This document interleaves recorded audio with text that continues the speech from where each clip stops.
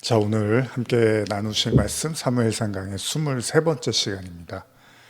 사무엘상 강의 23번째 시간입니다.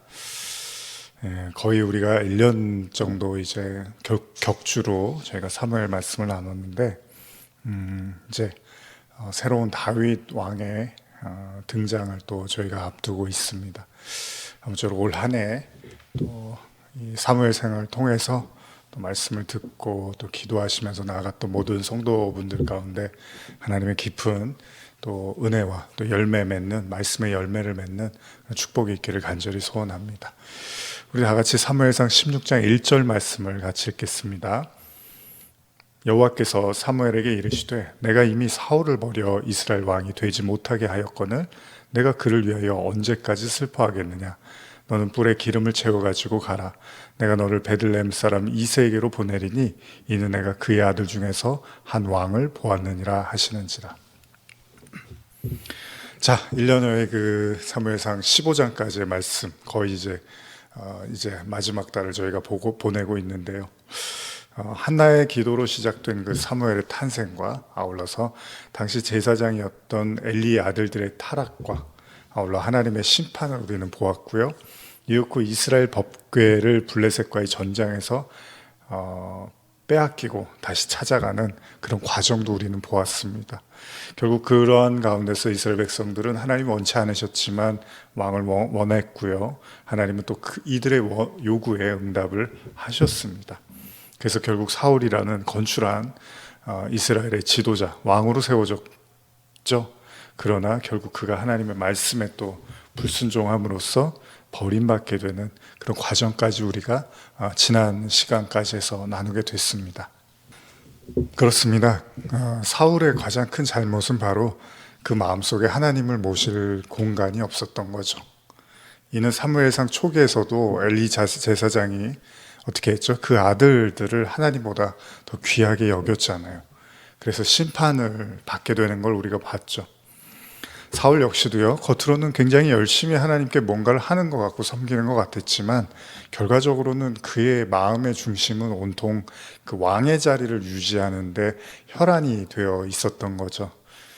결국 그는 자신에게 기름 부음을 주었던 하나님의 사람 사무엘 선지자를 통해서 하나님께서 버리셨다는 사실을 이제 듣게 됩니다. 물론 이런 장면은 분명히 성경을 읽는 성도들로 하여금 굉장히 안타까움을 자아내죠. 그러면서도 한편으로는 그의 잘못이 그렇게 컸었나라는 인간적인 생각도 들 수 있습니다. 그러나 하나님은 가차없이 사울을 내치셨습니다. 더 이상 하나님을 안중에도 두지 않은 사울 왕을 하나님께서도 더 존중하지 않으셨다는 겁니다. 그리고 이 모든 것을 지켜보던 바로 한 사람이 누구죠? 바로 사무엘이었죠. 오늘 본문은 사울이 왕이 되어가는 과정과 아울러서 그가 버림받는 모든 과정 속에 있었던 사무엘의 이야기로 시작이 됩니다. 앞서 읽은 본문처럼 분명 사무엘은 이 상황을 그다지 자연스럽게 받아들이기는 어려웠을 겁니다.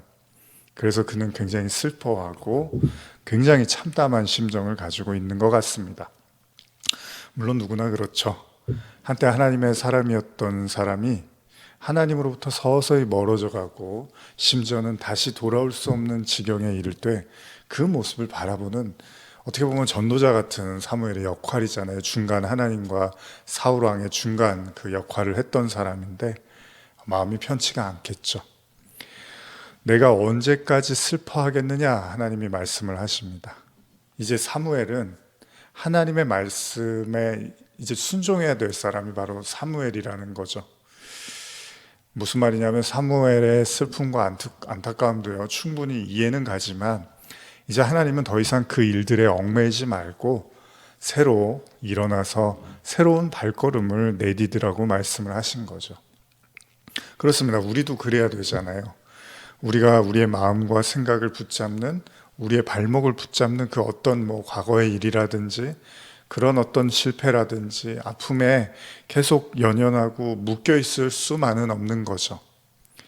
우리 힘으로 더 이상 해결할 수 있는 일들이 아니라면 성도는 어떻게 해야 되죠?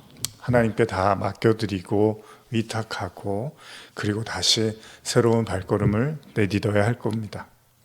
이 말씀을 듣는 여러분들도요, 올 한 해 혹시나 여러분들의 마음을 붙잡고 또 슬픔에 잠기도록 했던 그런 일들이 있다면 다시금 하나님의 말씀에 청종하시고 새로운 발걸음을 내딛기를 간절히 소원합니다. 들고 있어야 하는 시간이 필요하다면 이제 또 내려놓을 때는 내려놔야 되는 거죠. 우리가 할 수 있는 것은 이제 하나님께 맡기는 것뿐이죠.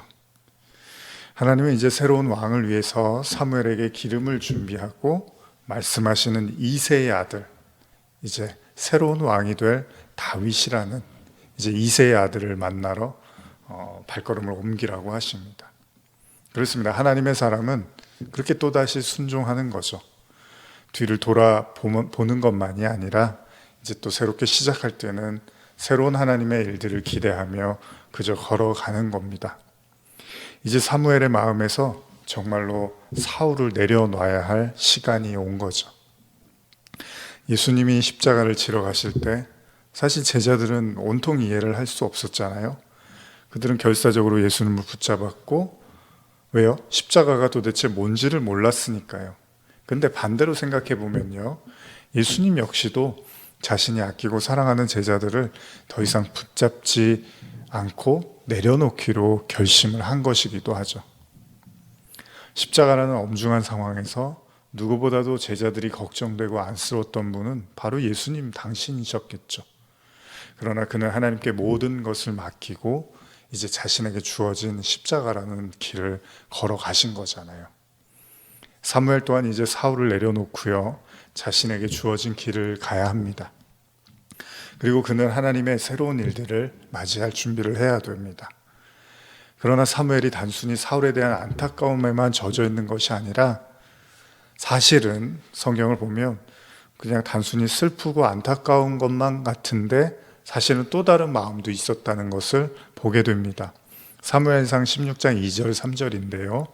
사무엘이 이르되 내가 어찌 갈 수 있으리이까 사울이 들으면 나를 죽이리이다 하니 여호와께서 이르시되 너는 암송아지를 끌고 가서 말하기를 내가 여호와께 제사를 드리러 왔다 하고 이새를 제사에 청하라. 내가 내게 행할 일을 가르치리니 내가 내게 알게 하는 자에게 나를 위하여 기름을 부을지니라. 광야에 있었던 모세, 그 모세를 기억하시죠? 하나님이 모세에게 다시 애굽으로 들어가서 이스라엘 백성을 구출해 오라라고 말씀을 하시죠. 근데 모세가 어떻게 하죠?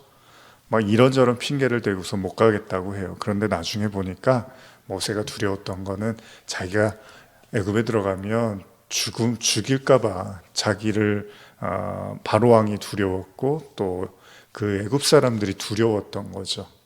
결국은 사무엘도 지금 보니까 단순히 사울이 하나님께 버림받은 것만 슬픈 게 아니라 자기가 새로운 왕에게 기름을 또 불어가면 사울이 가만히 있겠냐는 거예요. 나를 죽이려고 할 겁니다라고 보복을 두려워하고 있다는 겁니다. 물론 충분히 그럴 만합니다. 어쩌면 사무엘의 슬픔은 이 지점에서 그가 단순히 자신과 가까운 그냥 사울에 대한 버림, 그것의 괴로움만이 아니라 이 사울이 버림받음으로써 내가 해왔던 지금 모든 사역이 다 망가져 버렸구나라는, 어떻게 보면 실패했다라는 그 망연자실한 마음이 있었는지도 모른다는 거예요. 그래서 저 사울도 나를 평생 원망하겠구나. 내가 기름 부었는데 또 내 입으로 내가 하나님 버리셨다고 얘기를 해야 되니까 했으니까 내 이제 지금까지의 그 사역들은 다 무너지고 망가졌구나라는 그런 마음이 있겠죠. 그러니까 사울의 실패를 곧 자기의 실패로 여겼으며, 그래서 또다시 하나님이 자신을 사용하신다면 그 사울이 자기를 가만두겠냐고 생각했는지도 모릅니다. 하나님은 이를 누구보다 잘 아십니다. 만일 사무엘이 이 새로운 하나님의 임무를 향하여 걸어가지 않는다면 평생 사울의 눈치를 보면서 살아야 되는지도 몰라요. 그리고 계속 그 실패에 대한 그 아픔을 가지고 살아야 했는지도 몰라요. 자신의 손으로 기름 부었지만 실패한 왕을 바라보면서 계속 그것이 응어리가 지고 한이 되어서 힘겹게 사무엘이 살았을지도 모릅니다. 그렇기 때문에 사무엘에게 주어진 새로운 임무는 그가 상념과 괴로움에만 빠져 있게 하지 않고 다시 하나님의 은혜와 능력을 맛보는 새로운 장을 열어주는 계기가 될 수 있는 겁니다. 사무엘상 16장 4절에서 5절을 읽어보면요, 사무엘이 여호와의 말씀대로 행하여 베들레헴의 이름에 성읍 장로들이 떨며 그를 영접하여 이르되 평강을 위하여 오시나이까. 이르되 평강을 위함이니라. 내가 여호와께 제사하러 왔으니 스스로 성결하게 하고 와서 나와 함께 제사하자 하고 이새와 그의 아들들을 성결하게 하고 제사에 청하니라.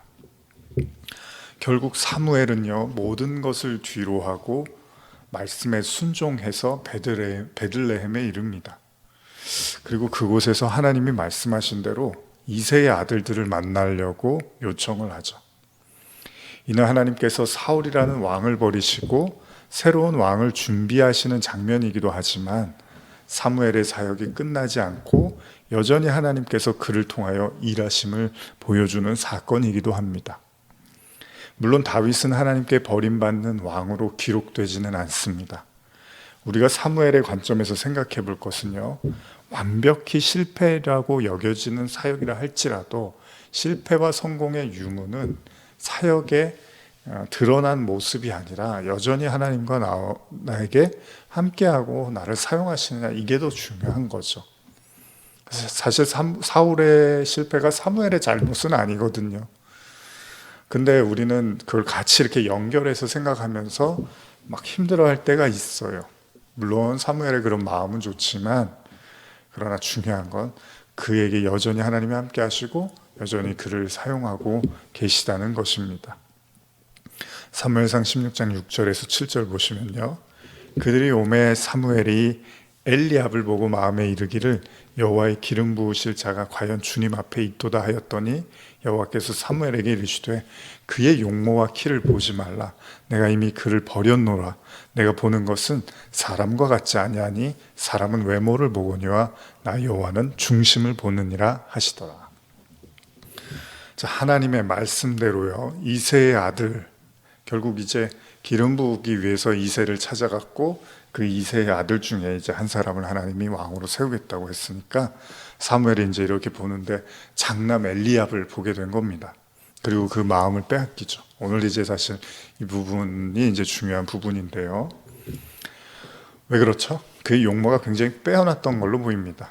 왜냐하면 7절에서 하나님께서 그의 용모와 키를 보지 말라고 말씀하신 걸 보니까 분명히 사무엘이 봤을 때 너무 괜찮았던 것 같아요. 근데 이 구절은 어떤 생각이 드시죠?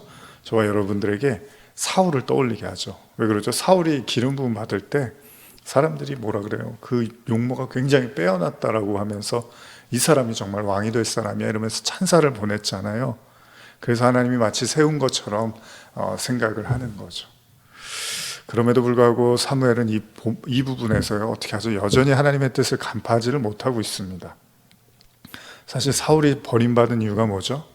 그냥 그는 오로지 보기 좋은 거, 버리기엔 너무나 아까울 정도로 튼튼하고 괜찮은 것들 모아다가 하나님께 드리려고 하다가 버림받은 거 아니죠? 아닌가요? 물론 그 마음은 갸륵하지만 중요한 건 뭐죠? 하나님은 그런 게 중요한 게 아니라 말씀을 어긴 거에 대해서 더 문제를 삼으셨다는 겁니다. 그러니까 하나님의 말씀을 어겨서까지 자기가 좋아 보이는 거, 그걸 하나님께 드리려고 한 게 사울의 가장 큰 죄였잖아요. 자, 에덴 동산에서 하와가 어떻게 하죠? 너무 탐스러워 보이는 과실을 보죠. 선악과잖아요. 근데 그게 너무 탐스러워 보이기 때문에 말씀을 어겨버린 거잖아요. 이게 이제 인간의 탐욕과 욕망이잖아요. 사무엘 역시도 지금 이 순간에 새로운 왕을 이제 하나님이 선택하시는 이 시점에서 여전히 그도 외모와 용모가 빼어난 자를 하나님이 택하시겠구나라고 생각을 하고 있다는 거예요. 그냥 무의식 속에 인간은 그런 게 자리 잡고 있는 거예요. 외관을 보는 거죠, 자꾸. 그런데 하나님은 이미 그를 버리셨다고 이야기를 하십니다. 물론 이 표현이 단순히 사무엘 눈앞에 있는 이사의 장남 엘리압에 대한 이야기만은 아닌 것 같아요. 사실 사울에 대한 이제 모든 어떻게 보면 상징적 의미로서 이런 표현을 쓰신 것 같아요.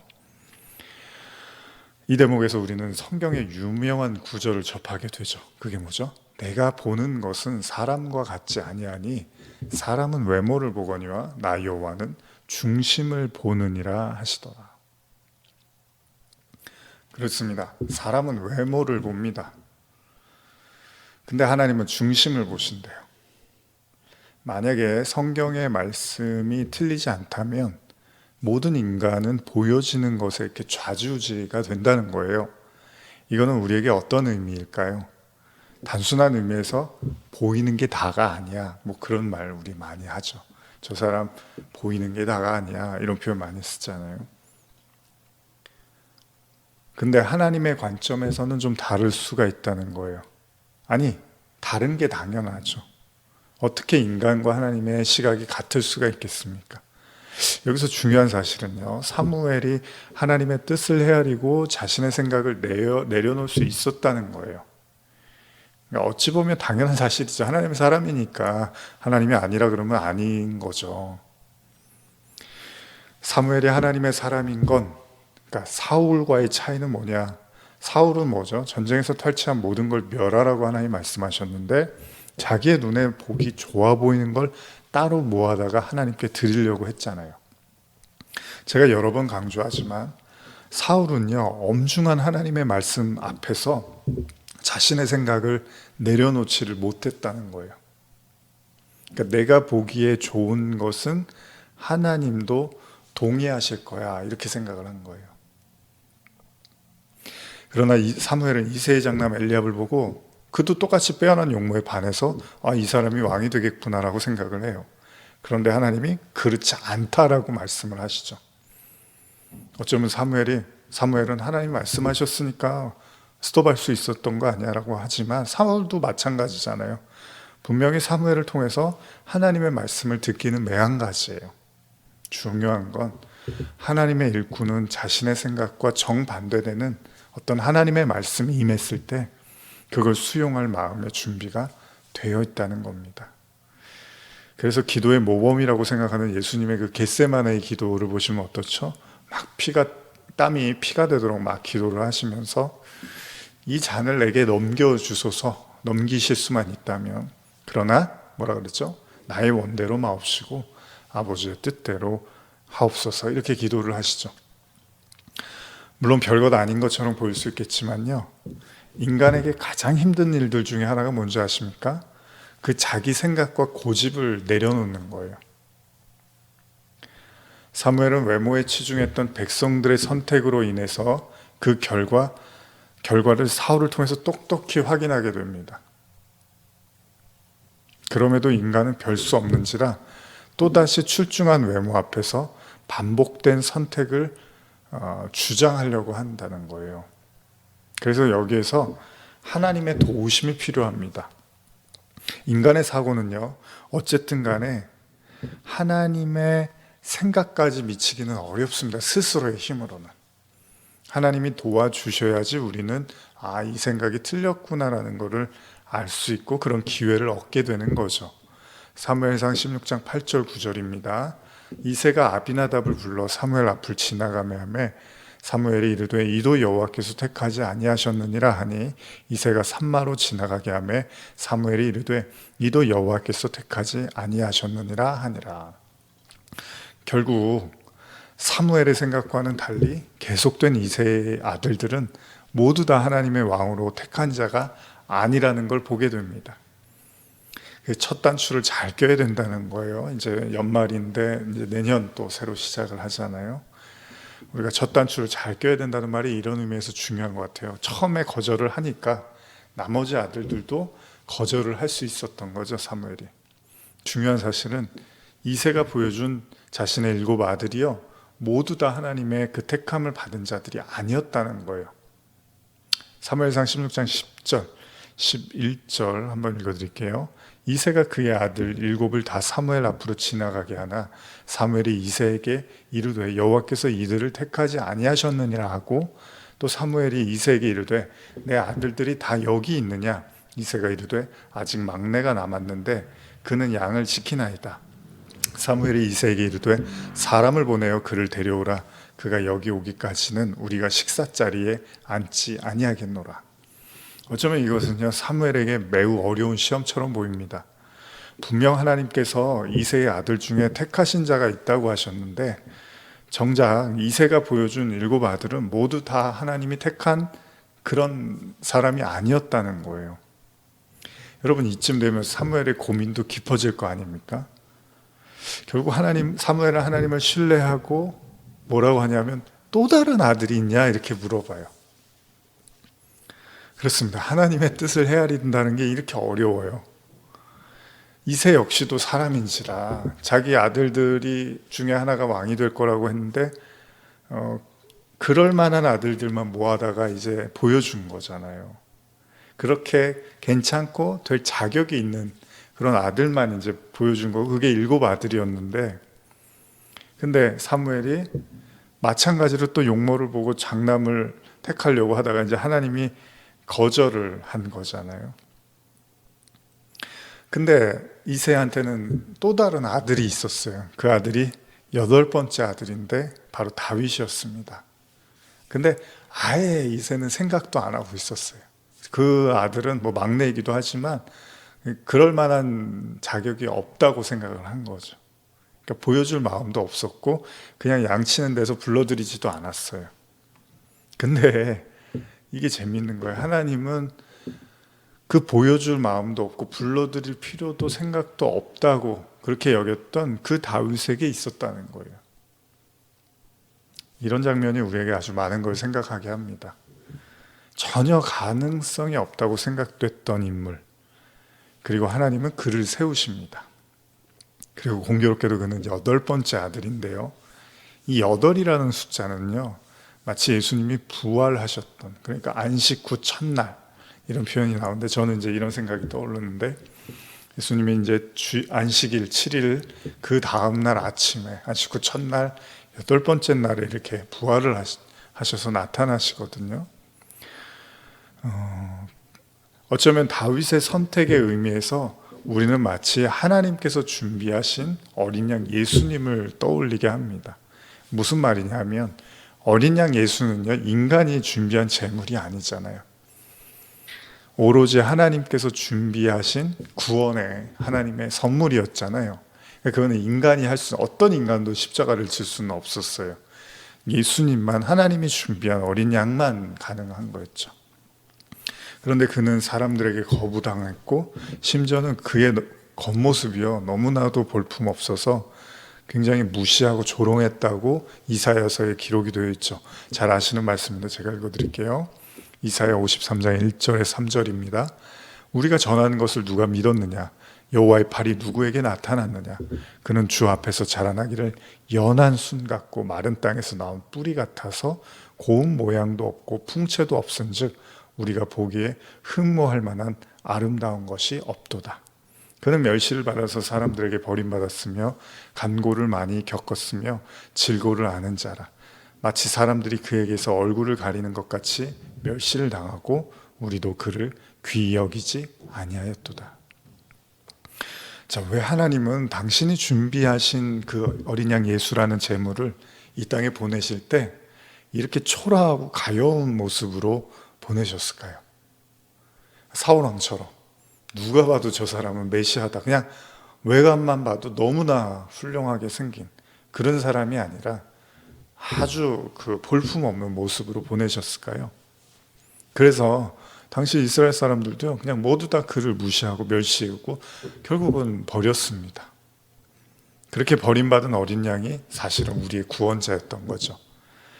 그 구원은요 죽음 이후에 부활의 때, 즉 안식 후 첫날 온 세상에 나타나게 된 거죠. 예수님은 비로소 안식 후 첫날, 즉 8의 날, 제8의 날 부활해서 우리에게 영원을 사는 자의 은혜를 주게 된 거죠. 그래서 8번째 뭐 이런 표현을 하면 이제 이 내용들이 떠올리기도 하는데요. 그렇습니다. 하나님은 눈에 보이지 않습니다. 하나님은 인간의 눈에 포착되는 분이 아닙니다. 그분은 영이죠. 모든 인간은 예수라는 육신, 우리가 이제 무한대 표현할 때도 이렇게 8이라는 숫자를 이렇게 옆으로 이렇게 해서 쓰잖아요. 모든 인간은요, 예수라는 그 육신은 보았지만 하나님의 아들이라는 모습을 보지는 못했죠. 그들은 예수의 외모를 봤고요, 예수가 자라난 환경을 보았고, 예수가 입은 옷을 보았을 거예요. 그리고 예수의 얼굴을 보았겠죠. 그가 하는 말과 행동은 보고 들었지만 그가 정말 하나님의 아들이라는 사실은 꿈에도 몰랐습니다. 왜 그렇죠? 인간은 눈에 보이는 것만 가지고 판단하기 때문입니다. 사무엘도요, 이새의 7 아들을 보면서 사실은 또 다른 아들이 그 외에 있을 거라고 생각을 못했을 거예요. 7 아들이면 적은 수도 아니고 당연히 다 데리고 나왔을 거라고 생각을 했을 거예요. 그러니까 상상도 못했을 거예요. 그런데 만약에 여기서 하나님이 말씀을 하셨으니까 망정이지, 하나님이 아니다라고 아무 말씀도 하지 않았으면 당연히 사무엘도 첫째 아들을 흔쾌히 왕으로 지명을 했을 거예요. 굳이 다른 아들을 찾을 필요가 없었을 거예요. 자, 하나님의 눈으로 세상을 본다는 게요, 이렇게 다른 거라는 거예요. 그건요, 인간의 육신의 탐심의 눈으로 보는 게 아닙니다. 그건 다 똑같이 봐요, 누구나. 내가 재밌는 거 저 사람도 재밌고, 내가 맛있는 거 저 사람도 맛있고, 내가 멋있는 거 저 사람도 멋있고, 대충 다 그 대중이 원하는 거는 다 비슷해요. 근데 하나님의 눈으로 세상을 본다는 거는 다르다는 거예요. 그거는 눈에 보이지만 그 보이는 것 이면에 보이지 않는 어떤 것을 이해하고 해석하는 힘을 가지고 있다는 겁니다. 그게 바로 영적인 눈이라는 거예요. 그러니까 7 아들이 주어졌지만 그 눈에 보이는 7 아들을 넘어서서 8번째 아들을 보게 되는 거죠. 그 영의 눈을 떠야지만 우리는 예수님도 마찬가지, 그 외관적 예수가 아니라 진짜 하나님의 아들로서의 예수를 보고 그 예수로 내가 하나님의 자녀, 아들이 될 수 있는 거예요.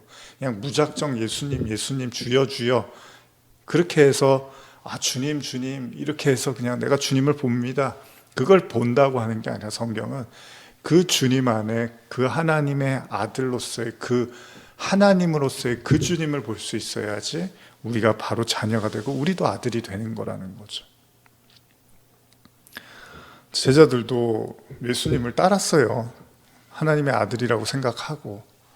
그러나 결정적인 십자가에서는 그게 이제 부인이 되어버리는 건 뭐죠? 그러니까 결정적일 때는 그 못 믿고 있었다는 게 이제 드러나듯이, 오늘날도 우리가 성도들이 잘 생각해야 되는 게, 내가 예수님 열심히 따르고 있어라고 하지만 어떤 결정적인 그 십자가의 그 상황이 올 때는 그 못 믿고 있었던 게 이렇게 드러난단 말이죠. 근데 괜찮아요. 누구나 다 그 과정을 겪으니까. 근데 그때 우리가 이제 단지 눈에 보이는 것을 넘어서서, 들리고 보이고 그런 행동들, 그런 것을 넘어서서 그 예수 그리스도라는 그 제물 되신 그 십자가, 그 진리, 그 아들, 그 하나님, 그 그리스도가 우리 안에서 이제 이렇게 열매를 맺게 되는 거죠. 굳이 말하면 그걸 저는 오늘 8을 보는 눈, 이렇게 이야기하고 싶기도 합니다. 왜냐하면 7 아들을 넘어서서 하나님이 다윗이라는 8번째 아들을 이렇게 택하신 걸 이제 하나의 예로 들면서, 눈에 보이는 것 밖에 그 하나님의 영광을, 하나님의 일을 볼 수 있는 자들.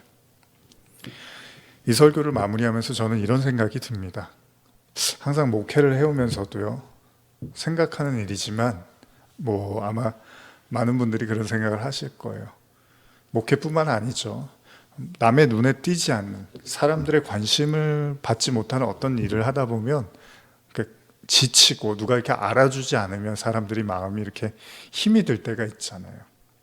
예전에 초기에 제가 이렇게 가정에서 목회하고 개척할 때 참 그럴 때 여러 가지 좀 이렇게 마음이 좀 이렇게 힘들 때가 많았는데, 그럴 때 보면 이 일을 굳이 내가 해야 되나 이런 생각을 할 때가 있죠. 요즘 그런 생각들 좀 하게 됐어요. 몇 년 전부터 제가 이제 온라인으로 설교를 그래도 적지 않은 시간을 이제 하게 됐는데, 그러다가 이제 좀 말씀을 좀 더 나누고 싶어서 그 주변에서 이제 도움을 주시는 분들이 계셔서 번역을 해서 이제 설교를 한 재작년부터인가 이제 올리고 있는데요. 사실 그 뭐 번역 작업부터 해갖고 여러 가지 또 신경 쓸 일들이 많아서 이렇게 짧지만 영상 하나 올리는 것도 결코 이렇게 가볍지 않습니다. 그런 작업들을 이제 하게 되는데 이게 이제 처음에 이렇게 이제 한 거의 1년 이제 2년 돼가는 그런 가운데서 이렇게 이제 사람들이 어떻게 반응하나 이렇게 조회수나 이런 걸 보게 되는데 그런 걸 보다 보니까 이제 많이 점점 줄어들고 있는 거예요. 그러면은 이걸 내가 계속 해야 되나, 뭐 보는 사람도 별로 없는 것 같은데 괜히 여기에 이렇게 쏟는 에너지하고 시간 뭐 이런 생각하다 보면 굳이 뭐 이거 별로 볼품 없나 보다 사람들 눈에 뭐 이런 생각을 이제 하게 돼요. 그러면 그럴 때마다 그 도와주시는 분들이 저한테 이런 말을 해요. 많이 보는 게 중요한 게 아니고요. 한 명이라도 누군가 꼭 봐야 되는 사람이 보면 그 같이 있는 거 아닙니까? 계속 하세요. 뭐 저한테 이제 이런 이야기를 해주셔요. 그런 얘기를 들으면 제가 이렇게 절로 고개가 숙연해집니다. 또 직접 도와주시는 분들이 그런 말씀을 하시니까 어떻게 보면 같이 힘이 빠져서 아예 그러게요. 뭐 해봤자 뭐 별로 보지도 않네요. 이런 생각을 할 수도 있잖아요. 근데 오히려 저한테 이렇게 다독여 주시면서 괜찮다고 힘을 내라고 이렇게 말씀을 해주시더라고요. 그렇습니다. 어쩌면 영의 눈을 뜬다는 건 그런 걸 거예요. 아무리 사소해 보이고 무가치해 보이는 일이라도 하나님은 그 중심을 보신다고 하잖아요. 우리가 정말로 하나님의 사람이라면 우리는 이새의 7 아들을 지나칠 수 있어야 됩니다. 그리고 그 자리에 없는 다윗을 불러낼 수 있는, 찾을 수 있는 그런 은혜가 필요하겠죠. 그리고 모두가 볼품없고 무의미하고 가치 없다고 생각하고 판단하는 그 일들, 그 사역 속에서 하나님이 그럼에도 불구하고 기름 부으시고 사용하시고 인정하시고 이끄시는 그 하나님의 영적인 그 은혜를 볼 수 있는 그 눈을 우리는 떠야 되지 않나 생각해 봅니다. 그렇지 않으면 우리는 사울과 같은 실수를 반복하게 될 것입니다. 저는 소망합니다. 우리에게 이 8번째 아들을 찾을 수 있는 이 8번째 아들의 귀함과 그 하나님의 은혜와 역사를 볼 수 있는 그 눈이 뜨여지기를 간절히 소원합니다. 기도하시겠습니다. 하나님 아버지, 올 한 해를 보내면서 또 이런저런 일들 속에서 많이 지치고 상한 심령들, 또 사무엘상 강해를 1년여 들으면서 또 그 속에서 하나님의 말씀을 통하여 위로받고 또 때로는 가슴을 치며 회개하며 나갔던 영혼들, 그들에게 하나님의 영적인 그 일을 행하시는 그 이새의 7 아들들을 지나치고 그 다윗이라는 하나님의 기름 부음 받은 왕을 향하여 갈 수 있는 우리에게도 그런 영적인 눈이 뜨여지게 하시고 결국 하나님의 영광을 볼 수 있는, 눈에 보이는 것만 가지고 사는 것이 아니라 보이지 않는 하나님의 영광을 볼 수 있는 그런 은혜를 부어 주시옵소서. 감사드리며 예수님의 이름으로 기도드립니다. 아멘.